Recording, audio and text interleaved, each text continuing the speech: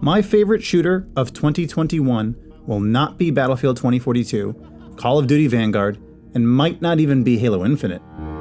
It might not even be a first-person shooter, but rather a top-down shooter.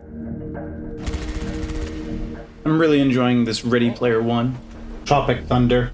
Thunder buddies. Thunder from down under. Thunder something. This is Thunder Tier 1, and even though I keep mistaking the name for something else for some reason, the fact that Thunder Tier 1 is one of the most fun games I've played this year is unmistakable. You might be familiar with another game made by these developers called PlayerUnknown's Battlegrounds, or more recently known as PUBG Battlegrounds. This is not a battle royale or a first-person shooter, which is always daring for a company known so well for doing one other type of game. This top-down shooter is more in line with CQC games, like Rainbow Six Siege or Insurgency Sandstorm. It also has a tactical element that reminds me of games like Door Kickers and Zero Hour. 365 out of 365 and a quarter days a year, I will click off this video or any video showing me a top-down perspective game. The last time I enjoyed a top-down game that wasn't a real-time strategy game was XCOM Enemy Unknown.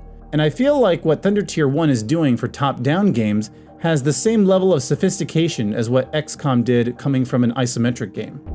Thunder Tier 1 is not inventing anything new here. Still, all of the systems they have put together in this game works near perfect for providing a hybrid ground for top-down fans and the greater shooter community alike. I'll start with what they get wrong, since that will be the shortest part of this video. The default camera settings are okay, but not great. They offer so much control, but you have to tweak it to find the spot you want. Thunder Tier 1 has two different camera modes. They should let you select which one is default, or at least cover this in the tutorial. Instead, you have to discover the other camera mode for yourself by browsing the keybinds menu and then further tweaking the sensitivity. The game was just released on Steam a week ago at the time of recording, so the other thing you can say they got wrong, that most developers get wrong these days, is a couple of bugs. However, in my experience, after over 20 hours of play, I encountered enough bugs to count on one hand and still have a few fingers left over. It's got mod support on day one. I already played a zombie mod for my second time loading the game up. It's got single player, co-op missions, a co-op PvE, and it's got PvP. There is quite a long list of maps in the game, and I imagine many more are possible with mods. There is a replay function for all modes, so you can rewatch what everyone was doing and where they were at. I would like for the replay function to mark the names of each player on the playing field. Still, I wouldn't count that against them, considering the game already has more features than most games released this year. All of the maps are so well done. I still don't have a favorite map so much as I have maybe one or two maps that I would rather avoid playing on a particular mode. You can do a campaign single-player mission for the co-op, but with your friends. Or you can do Domination, which is similar to the co-op mode in Insurgency and Insurgency Sandstorm, where you capture one checkpoint at a time away from the enemy. Every time you grab a checkpoint, you can respawn your dead teammates. Some capture points may require you to defend against a counterattack or disarm a bomb before you can respawn your squad. While I enjoy that, the PvP is where I'm hooked right now. There are 3 modes for PvP: Deathmatch, Advanced and Secure, and Exfil. Deathmatch is your standard free-for-all deathmatch mode. It would be nice if a team deathmatch became available, but they would have to fix the spawns in the regular deathmatch mode for that to work. Advanced and Secure requires you to capture checkpoints while defending your own point from being captured in the process. Then we get to Exfil, one of my favorite modes to play in PvP. Attackers versus defenders, you've seen and heard it all before.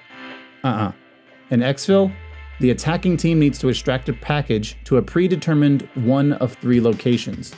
Defenders see all 3 locations, but don't know which one is the real extraction point. If the attacking team takes too long, halfway into the round, which is 1 minute and 30 seconds, one of the fake extraction points gets removed for the defenders, narrowing the odds down to 50-50.